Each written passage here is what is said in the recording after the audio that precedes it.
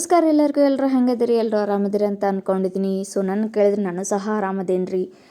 ಇವತ್ತಿನ ರೆಸಿಪಿ ಏನಪ್ಪ ಅಂತಂದ್ರೆ ಉತ್ತರ ಕರ್ನಾಟಕದ ಸ್ಪೆಷಲ್ ಪಲ್ಯ ಅಂತಲೇ ಹೇಳ್ಬೋದು ರೀ. ರಾಜಗಿರಿ ಅಂತ ನೀವು ಕೇಳಿರ್ಬೋದು. ಕೆಂಪು ಕಲರಲ್ಲಿ ಬರುತ್ತೆ ನೋಡಿ, ಆ ರೀತಿ ಕೆಂಪು ಕಲರಲ್ಲಿ ಬರುವಂಥ ಪಲ್ಯನ ರಾಜಗಿರಿ ಅಂತ ಕರೀತಾರೆ ರೀ. ಬೆಂಗಳೂರು ಸೈಡ್ ಅದಕ್ಕೆ ಏನಂತಾರೆ ಅಂತ ನಿಜವಾಗ್ಲೂ ನಂಗೆ ಗೊತ್ತಿಲ್ಲ, ಬಟ್ ನಮ್ಮ ಉತ್ತರ ಕರ್ನಾಟಕ ಸೈಡ್ ನಾವು ರಾಜಗಿರಿ ಅಂತಲೇ ಕರಿತೀವಿ ರೀ.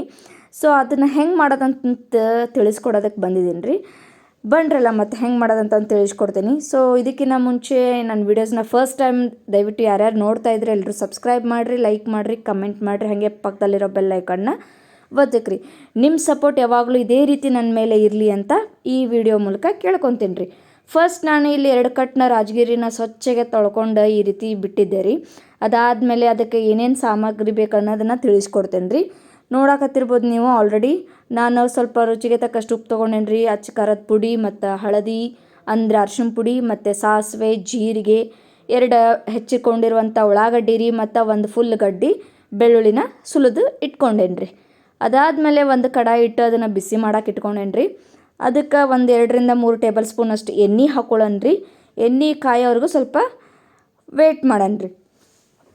ಲೋ ಫ್ಲೇಮಲ್ಲೇ ಇಟ್ಕೊಳ್ರಿ, ಹೈ ಫ್ಲೇಮಲ್ಲಿ ಇಟ್ಕೊಳಕ್ಕೆ ಹೋಗಬೇಡ್ರಿ. ಸೊ ಎಣ್ಣೆ ಮಸ್ತ್ ಕಾದಿತ್ತು ರೀ. ಅದಕ್ಕೆ ನಾನು ಸ್ವಲ್ಪ ಸಾಸಿವೆ ಹಾಕ್ಕೊಂಡೇನಿ ರೀ. ಸಾಸಿವೆ ಹಾಕ್ಕೊಂಡು ಜೀರಿಗೆ ಹಾಕ್ಕೊಂಡೇನಿ ರೀ. ಜೀರಿಗೆ ಹಾಕ್ಕೊಂಡು ಈ ರೀತಿ ಚಟ್ಪಟ ಅಂತ ಸಿಡಿಬೇಕು ರೀ. ಅದಾದಮೇಲೆ ಅದು ಬೆಳ್ಳುಳ್ಳಿನ ಸುಳಿದಿಟ್ಕೊಂಡಿದ್ನಲ್ಲ ರೀ, ಅದನ್ನು ಸ್ವಲ್ಪ ಜಜ್ಕೊಂಡೇನಿ ರೀ. ಎಣ್ಣೆ ಒಳಗೆ ಹಂಗೆ ಹಾಕ್ಕೊಂಡ್ರಿ ಅಂದ್ರೆ ಸಿಡಿಯೋವಂಥ ಸಾಧ್ಯತೆ ಇರ್ತೈತೆ ರೀ. ಹಾಗಾಗಿ ನಾನು ಸ್ವಲ್ಪ ಅದನ್ನು ಜಜ್ಕೊಂಡೇನಿ ರೀ ಬೆಳ್ಳುಳ್ಳಿನ. ಅದಾದಮೇಲೆ ಹೆಚ್ಕೊಂಡಿರುವಂಥ ಉಳ್ಳಾಗಡ್ಡೆನ ಹಾಕ್ಕೊಂಡೇನಿ ರೀ. ಉಳ್ಳಾಗಡ್ಡೆ ಅದೆಲ್ಲ ಹಾಕ್ಕೊಂಡ್ಬಿಟ್ಟು ಮತ್ತು ಇವಾಗ ಸ್ವಲ್ಪ ಫ್ರೈ ಮಾಡ್ಕೊಳ್ರಿ. ಸೊ ಈ ರೀತಿ ಎಲ್ಲ ಫ್ರೈ ಮಾಡ್ಕೊಳ್ರಿ. ಉಳ್ಳಾಗಡ್ಡೆ ಎಲ್ಲ ಸ್ವಲ್ಪ ಗೋಲ್ಡನ್ ಕಲರ್ ಬರೋ ಥರ ಫ್ರೈ ಮಾಡ್ಕೊಳ್ರಿ. ಬೆಳ್ಳುಳ್ಳಿ ಗೋಲ್ಡನ್ ಕಲರ್ ಬಂದಿತ್ತಲ್ರಿ ಎಣ್ಣೆ ಒಳಗೆ ಹಾಕೋದಕ್ಕೆ, ಹಾಗಾಗಿ ಬೆಳ್ಳುಳ್ಳಿ ಹಾಕಿದ್ಮೇಲೆ ಉಳ್ಳಾಗಡ್ಡೆ ಹಾಕಿದ್ಮೇಲೆ ಸ್ವಲ್ಪ ಗೋಲ್ಡ್ ಕಲರ್ ಬರೋದನ್ನು ಫ್ರೈ ಮಾಡ್ಕೊಳ್ರಿ. ಅದಾದಮೇಲೆ 1 ಟೇಬಲ್ ಸ್ಪೂನ್ ಅಷ್ಟು ಅರ್ಶಿಣ ಪುಡಿ ಹಾಕ್ಕೊಳ್ರಿ. 2ರಿಂದ 3 ಟೇಬಲ್ ಸ್ಪೂನ್ ಅಷ್ಟು ಅಚ್ಚ ಖಾರದ ಪುಡಿ ಹಾಕ್ಕೊಳ್ರಿ. ಸ್ವಲ್ಪ ನಾವು ಖಾರ ಮುಂದೆ ಇರೋದಕ್ಕೆ ನಾವು ಸ್ವಲ್ಪ ಜಾಸ್ತಿನೇ ಖಾರ ಹೇಳ್ತೀವಿ. ನೀವು ನೋಡಿಕೊಂಡು ನಿಮಗೆ ಎಷ್ಟು ಅಳತೆ ಬೇಕೋ ಅಷ್ಟರಲ್ಲಿ ನೀವು ಅಚ್ಚ ಖಾರದ ಪುಡಿನ ಹಾಕ್ಕೊಳ್ರಿ. ಅದಾದಮೇಲೆ ರುಚಿಗೆ ತಕ್ಕಷ್ಟು ಉಪ್ಪು ರೀ. ಇವೆಲ್ಲ ಹಾಕ್ಕೊಂಡು ಮತ್ತೆ ಅದನ್ನು ಫ್ರೈ ಮಾಡ್ಕೊಳ್ರಿ. ಸೊ ಈ ರೀತಿ ಎಲ್ಲ ಫ್ರೈ ಆಗಬೇಕ್ರಿ ಮಸ್ತಾಗೆ. ಸೊ ಫ್ರೈ ಆದಮೇಲೆ ನಾವು ಆಲ್ರೆಡಿ ತೊಳೆದಿಟ್ಕೊಂಡಿರುವಂಥ ರಾಜಗಿರಿ ಸೊಪ್ಪನ್ನ ಎಲ್ಲವನ್ನು ಈ ರೀತಿ ಹಾಕ್ಕೊಳ್ರಿ. ನೋಡ್ತಿರ್ಬೋದು ನೀವು ಎಷ್ಟೊಂದಿದೆ ಅಂತ. ಬಟ್ ಅದನ್ನು ಫ್ರೈ ಮಾಡಿದ್ಮೇಲೆ ಎಷ್ಟು ಸ್ವಲ್ಪ ಆಗುತ್ತೆ ಅಂದರೆ ಪಲ್ಯ ಅಷ್ಟು ಕರಿಗೆ ಹೋಗಿಬಿಡುತ್ತೆ. ಅದು ನೋಡೋಕ್ಕಷ್ಟ ಭಾಳ ಕಾಣಿಸ್ಬೋದು ರೀ. ಬಟ್ ಅದನ್ನು ಫ್ರೈ ಮಾಡ್ತಾ ಹೋಗಿ ನೀವು ತುಂಬ ಕಡಿಮೆ ಕಾಣಿಸುತ್ತೆ, ಜಾಸ್ತಿ ಕಾಣಿಸೋದಿಲ್ಲ. ಈ ರೀತಿ ಫ್ರೈ ಮಾಡ್ಕೊತ ಹೋಗ್ರಿ. ನೋಡಿ ಆವಾಗಲೇ ಎಷ್ಟೊಂದಿತ್ತು, ಇವಾಗಲೇ ಫ್ರೈ ಮಾಡ್ತಾ ಹೋದರೆ ಎಷ್ಟೊಂದು ಕಡಿಮೆ ಆಗಿದೆ. ಸೊ ನೀರಿನ ಅಂಶ ಇರೋದ್ರಿಂದ ಅದು ಈ ರೀತಿ ನಾವು ಫ್ರೈ ಮಾಡಿದ್ರೆ ಕರಗ್ತಾ ಹೋಗುತ್ತೆ. ಕರಗಿದ್ಮೇಲೆ ಈ ರೀತಿ ರೆಡಿ ಆಗುತ್ತೆ ರೀ ರಾಜಗಿರಿನ.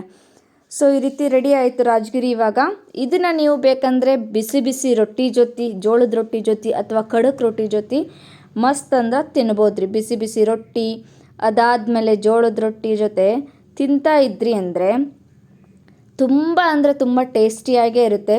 ಸೊ ನಿಮಗೆ ಅದೆಲ್ಲ ಫ್ರೈ ಆದಮೇಲೆ ಇನ್ನೂ ಸ್ವಲ್ಪ ರಸದ ಗತೆ ಅಥವಾ ರಸ ಬೇಕು ಅಂತಂದರೆ ಸ್ವಲ್ಪ ನೀರು ಹಾಕ್ಕೊಂಡು 5 ನಿಮಿಷ ಅದನ್ನು ಕುದಿಯೋದಕ್ಕೆ ಬಿಟ್ಬಿಡಿ. ನಿಮಗೆ ರಸ ಬೇಕು ಅಂತಂದರೆ. ಇಲ್ಲ ನಮಗೆ ಒಣದೇ ಸಾಕು ಅಂತಂದರೆ ನೀವು ನೀರು ಹಾಕ್ಕೊಳ್ಳೋ ಅವಶ್ಯಕತೆ ಇರೋದಿಲ್ಲ. ಹಾಗಾಗಿ ಸೊ ನಾನಿವಾಗ ನೀರು ಹಾಕ್ಕೊಂಡು 5 ನಿಮಿಷ ಬಿಟ್ಟಿದ್ಮೇಲೆ ಮತ್ತೆ ಅದನ್ನು ಮೇಲೆ ಕೆಳಗೆ ಎಲ್ಲ ಚೆನ್ನಾಗಿ ಮಿಕ್ಸ್ ಮಾಡಿದೆ. ಇವಾಗ ನೋಡ್ತಿರ್ಬೋದು ನೀವು ಎಷ್ಟು ಚೆಂದ ಕಾಣಕತ್ತೈತಿ ಅಂದ್ರೆ ನೋಡಿದ ತಕ್ಷಣ ಬಾಯಾಗ ನೀರು ಹಂಗೆ ಬರ್ತಾವ್ರಿ. ಮಸ್ತ್ ಅಂದ್ರೆ ಮಸ್ತ್ ಆಗೈತೆ ರೀ ರಾಜಗಿರಿ ಸೊಪ್ಪು. ಸೊ ಒಂದ್ಸಲ ಮನ್ಯಾಗ ಟ್ರೈ ಮಾಡಿ. ತುಂಬ ಟೈಮ್ ಏನು ತೊಗೊಳ್ಳೋದಿಲ್ಲ. ಥಟ್ಟಂತ 5 ನಿಮಿಷದಲ್ಲಿ ರೆಡಿ ಆಗುವಂಥ ಪಲ್ಯ ಅಂತಲೇ ಹೇಳ್ಬೋದು. ನಮ್ಮ ಉತ್ತರ ಕರ್ನಾಟಕ ಮಂದಿ ಇಂಥ ಸೊಪ್ಪು ಪಲ್ಯ ತಿಂದರೆ ತುಂಬ ಆರೋಗ್ಯವಾಗಿರ್ತೇವೆ ಅಂತ ತುಂಬ ಜಾಸ್ತಿ ತಿಂತೇವೆ ರೀ. ಒಂದ್ಸಲ ಟ್ರೈ ಮಾಡಿರಿ. ಮತ್ತೊಂದು ಹೊಸ ರೆಸಿಪಿಯೊಂದಿಗೆ ಬರ್ತೀನಿ ರೀ. ಅಲ್ಲಿವರೆಗೂ ಚಾನಲ್ನ ಸಪೋರ್ಟ್ ಮಾಡ್ತಾಯಿರಿ. ನಮಸ್ಕಾರ.